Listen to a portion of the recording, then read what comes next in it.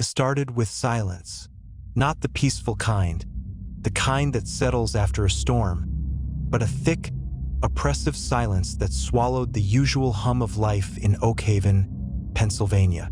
Oak Haven was never exactly bustling. Nestled deep in the Appalachian foothills, it thrived on the quiet rhythm of the seasons, the clatter of the lumber mill, and the steady, if somewhat enigmatic, presence of the Northwood Research Facility just outside town. Northwood was a government lab, cloaked in the usual bureaucratic fog of national security and cutting-edge research. Nobody in Oak Haven truly knew what went on behind its high fences and mirrored glass buildings. Rumors, of course, circulated.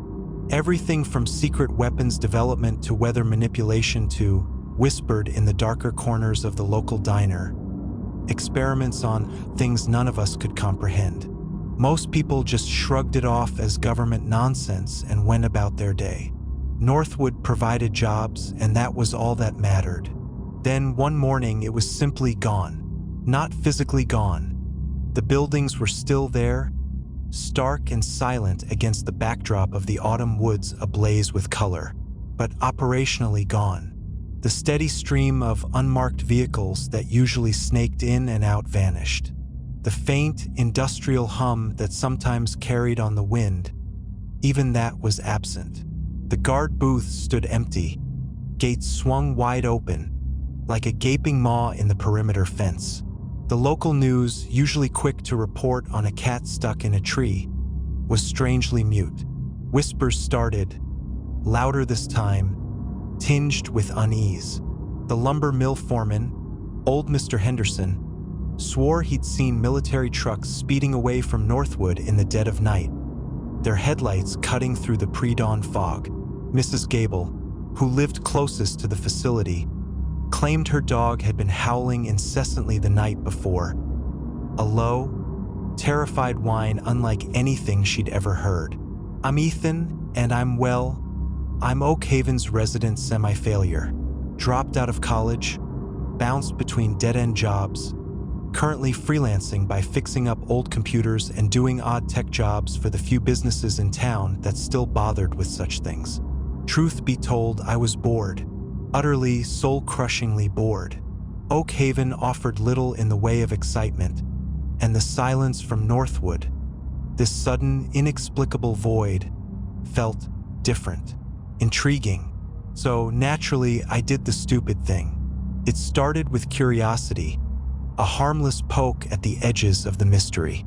I drove out to Northwood one afternoon, my beat-up pickup truck rattling on the deserted access road. The main gate was indeed wide open, unguarded. No signs, no warnings, just emptiness. Felt wrong, deeply wrong. Like walking into a house where the family had vanished in the middle of dinner, leaving the plates still set on the table. I parked my truck just off the road, hidden amongst the trees. Just a quick look, I told myself, as if that excused the trespassing I was about to commit. I climbed through the open gate, my heart thumping a nervous rhythm against my ribs. The air inside the perimeter felt different, heavier, almost stagnant. The manicured lawns were already starting to look overgrown, nature reclaiming its territory with unnerving speed. The main buildings loomed ahead, their polished surfaces reflecting the muted autumn sky. They looked cold, sterile, devoid of life. I approached the nearest building, a low, sprawling structure marked only with a discreet, almost apologetic plaque, Administrative Wing. The main doors were unlocked, just unlocked, like they were inviting me in. Foolishly, I accepted the invitation. The administrative wing was even stranger inside. Desks were cluttered with paperwork, half-eaten cups of coffee sat on surfaces, screens glowed with frozen data. It was as if everyone had simply stood up and walked away, leaving everything behind. Panic? Evacuation? Or something far worse? I moved through the silent offices, a growing unease tightening in my chest. The air smelled metallic, faintly acrid, with an undercurrent of something organic, something vaguely rotten. I tried to rationalize it. Maybe a faulty ventilation system? Old cleaning supplies? But the smell was pervasive, seeping from the walls, clinging to the air. I found a break room, untouched sandwiches molding on a table, a half-finished game of chess frozen mid-move. A sense of profound wrongness settled over me. This wasn't an evacuation. This felt like abandonment, like they had fled, not from danger outside, but from something inside these walls. Driven by a morbid curiosity I couldn't resist, I ventured deeper. I found a corridor lined with closed doors, each marked with cryptic numbers and letters. Lab 3B, Containment Unit 7, Research Sector Gamma. These were the forbidden zones, the places whispered about in hushed tones. The places I shouldn't be. I tried a few doors. Locked, solid steel doors, secured with electronic keypads. My heart sank. Maybe this was as far as I could go. But then, at the end of the corridor, I saw it. A door slightly ajar, a sliver of darkness beckoning from within. Lab 4C. Hesitantly, I pushed the door open. The air in Lab 4C was colder, the metallic smell stronger, laced with a new, sickeningly sweet odor that made my stomach churn. The room was dimly lit by emergency lights, casting long, distorted shadows that danced on the walls. It was a laboratory, but unlike any lab I'd ever seen, even in movies. Stainless steel tables were covered with strange devices. Wires snaked across the floor, and glowing screens displayed complex graphs and diagrams I couldn't begin to understand. But it wasn't the equipment that caught my attention. It was the thing in the center of the room. It was a cage. A large, reinforced steel cage, big enough to hold a bear. And it was empty, except for the stains. Dark, viscous stains that covered the floor of the cage and splattered up the walls. Stains that were unmistakably blood. But not just blood, mixed with something else. Something thick, viscous, and luminous. I moved closer, my breath catching in my throat. The cage was ripped open, the thick steel bars twisted and torn apart as if by immense force. Whatever had been inside had gotten out, and it hadn't gone quietly. A sudden sound made me jump, a soft, rhythmic drip, drip, drip. I followed the sound to a nearby table, where a shattered beaker lay on its side, its contents slowly oozing onto the steel surface. The liquid was wrong. It shimmered with an unnatural luminescence, pulsing with a faint, internal light. It was the same color as the stains in the cage. Cautiously, I reached out and touched a drop with my fingertip. It felt cold, yet strangely alive, like it was vibrating with some unseen energy.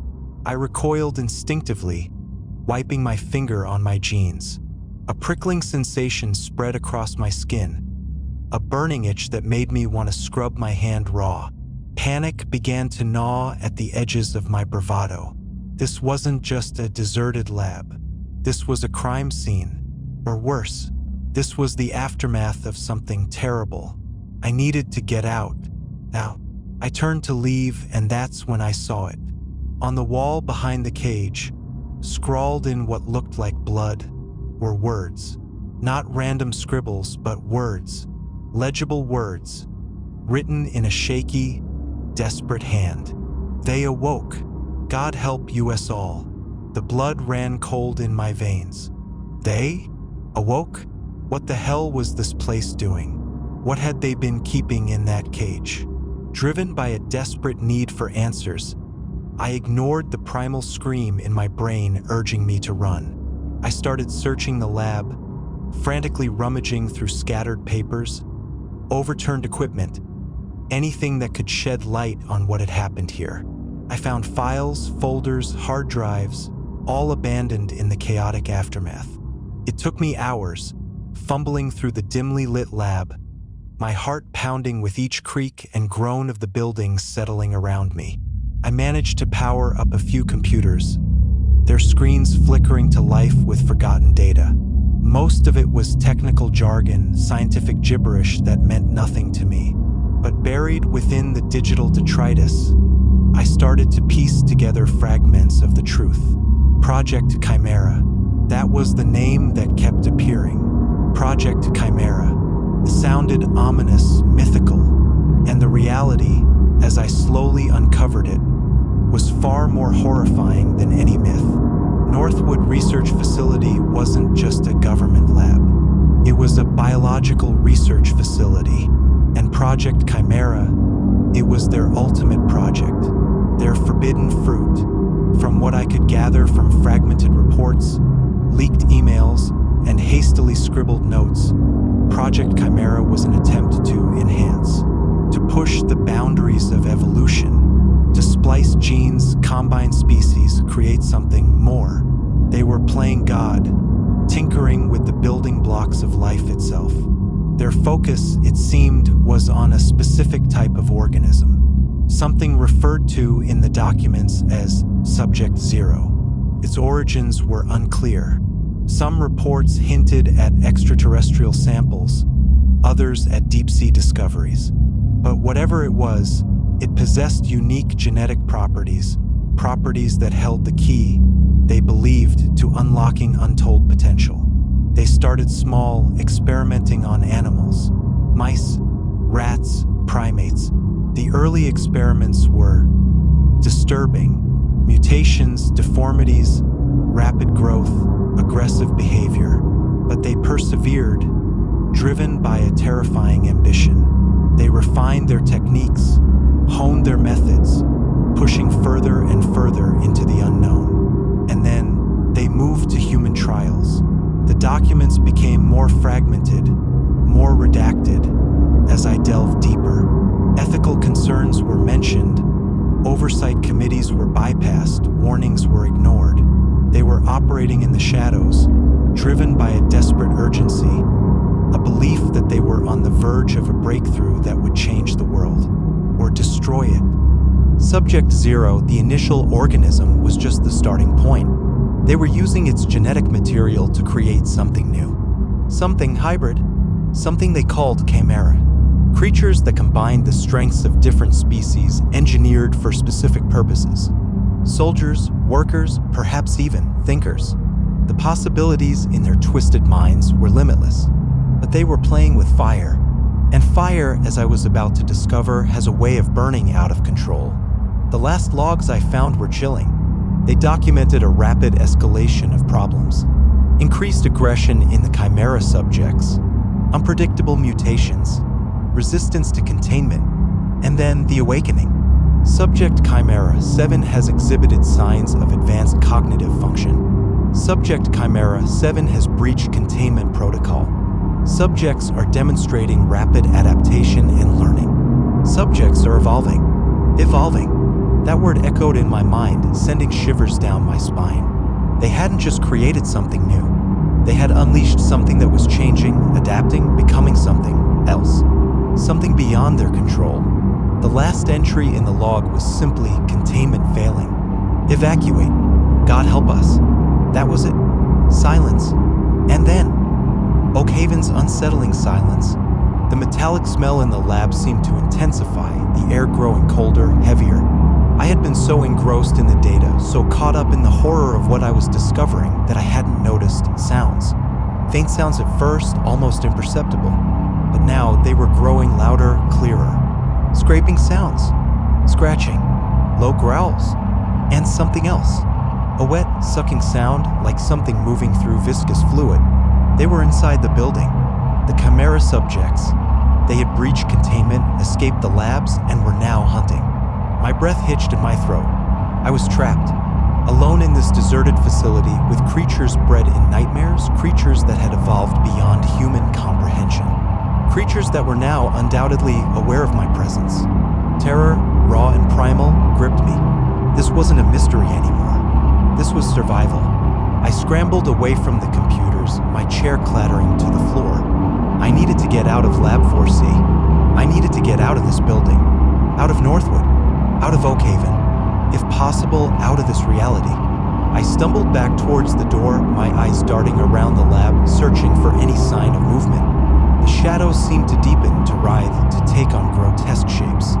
The sounds grew louder, closer. The scraping, the scratching, the growls, and that sickening wet-sucking sound. As I reached the door, I saw it. Movement in the darkness. A flicker of shadow, a glint of something wet. And then, a sound. A low, guttural hiss that seemed to vibrate deep within my bones. It was coming from the corridor outside, from the direction of the main exit. I was cut off. Panic threatened to overwhelm me. Think, Ethan, think. There had to be another way out. Emergency exits? Ventilation shafts? Anything. I scanned the lab again, my eyes desperately searching for an escape route. And then I saw it. A maintenance hatch set flush into the far wall, almost hidden behind a row of equipment. It was small, barely big enough to squeeze through, but it was my only hope. I scrambled towards it, stumbling over wires and overturned equipment. The sounds behind me were getting closer, faster. The hissing, the growling, the wet-sucking, they were coming. I reached the hatch and fumbled for the latch. It was stiff, rusted shut. Desperate, I wrenched at it, my fingers slipping on the cold metal. Finally, with a groan of protesting metal, it gave way. I ripped open the hatch and squeezed through the narrow opening, plunging into darkness. I found myself in a cramped, dusty maintenance tunnel, the air thick with the smell of damp concrete and mildew. It was claustrophobic, suffocating, but it was away from the lab. Away from them. I crawled through the tunnel, my knees scraping against the rough concrete, the darkness pressing in on me. The sounds from the lab were muffled now, distant, but I could still hear them. They were searching, hunting, and they wouldn't stop until they found me, or until they found something else to hunt. The tunnel seemed to go on forever, twisting and turning through the bowels of the facility. I had no idea where it led, but any direction was better than back to Lab 4C. The air grew colder, damper, the metallic smell replaced by the earthy, fungal scent of the tunnel. After what felt like an eternity, I saw a faint light ahead. Hope surged through me. An exit. I crawled faster, my muscles aching, my lungs burning. As I reached the end of the tunnel, I found myself in another room. Smaller than the lab, but still unsettlingly sterile. It looked like some kind of storage room filled with shelves and cabinets. And it was occupied, not by humans. In the center of the room, bathed in the dim emergency light, stood it. One of them. A chimera. It was taller than a man, hunched and grotesque. Its skin was a sickly pale green, stretched tight over bulging muscles. Its limbs were elongated, ending in sharp, clawed hands. Its head was a horror show, a twisted amalgamation of human and animal features with multiple eyes, jagged teeth, and fleshy tendrils that writhed and pulsed. The sickeningly sweet smell from Lab 4C was overpowering here, emanating from the creature itself. It was covered in the same luminous fluid I had seen in the lab, the fluid glistening on its skin, dripping from its claws, leaving a phosphorescent trail on the floor. It turned its multiple eyes towards me, and a low growl rumbled in its chest. It moved with a disturbing fluidity, a sinuous grace that belied its monstrous bulk. It was fast, terrifyingly fast. I froze, petrified, my breath caught in my throat. It took a step towards me, its claws clicking on the concrete floor. I could see the intelligence in its eyes, a cold, predatory intelligence that sent a wave of icy fear through me. This wasn't just a mutated animal. This was something else. Something that understood. Something made it.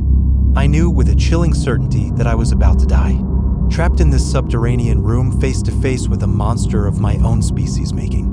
There was nowhere to run, nowhere to hide. But then something unexpected happened. The chimera paused, its head tilting to one side, its multiple eyes shifting, focusing on something behind me. Its growl deepened, morphing into a low, guttural snarl. It wasn't looking at me anymore. It was looking beyond me. I turned, my heart pounding, and saw it. Another chimera, emerging from the tunnel behind me. Bigger, more grotesque than the first. Its skin was darker, almost black, and its features were even more distorted, more inhuman. It moved with a lumbering gait, its heavy claws dragging on the floor, leaving deep gouges in the concrete. The two Chimerae faced each other, their growls escalating into a furious, territorial snarl. They circled each other, their bodies tense, their eyes locked in a primal confrontation. They weren't interested in me anymore. They were focused on each other. This was my chance. A slim chance, but a chance nonetheless. While the Chimerae were distracted, I might be able to escape, to find another exit, to get out of Northwood and maybe, just maybe, survive. Silently, slowly, I started to back away, keeping my eyes fixed on the monstrous duel unfolding in front of me. The Chimerae lunged at each other, their claws flashing, their teeth snapping. The room echoed with their roars and snarls, the air thick with the stench of their unnatural biology. I reached the wall behind me and carefully, inch by inch, I shifted sideways, moving towards the far corner of the room. I could hear the sounds of the fight intensifying, the clash of claws, the tearing of flesh, the wet, sickening thud of bodies colliding. They were tearing each other apart. Praying that they wouldn't notice me, I reached the corner of the room and scanned the walls. There, another hatch, smaller than the maintenance hatch, almost hidden behind a stack of shelves. But it was there, another escape route. I lunged for it, my fingers fumbling for the latch. This one was even stiffer, more rusted than the last. Panic clawed at me. Please, God, let it open. Let me out of here. With a final, desperate heave, the latch gave way. I yanked open the hatch and squeezed through, not caring where it led, just needing to escape the room, to escape the Chimerae, to escape Northwood. I tumbled out into another tunnel, narrower than the first, even darker, even damper. The air here was thick with the smell of decay, of something rotting. It was oppressive, suffocating, but it was empty. No Chimerae here. Not yet. I scrambled to my feet and started to run, blindly, desperately, deeper into the darkness. The sounds of the fight behind me faded, replaced by the echoing thump of my own heart, the rasping of my breath, the scrabbling of my feet on the uneven tunnel floor. I ran until my lungs burned, until my legs trembled, until I could run no more. Then I stumbled to a halt, leaning against the cold, damp wall, gasping for air, my body shaking with exhaustion and terror. I was lost, deep within the bowels of Northwood, surrounded by darkness, hunted by monsters.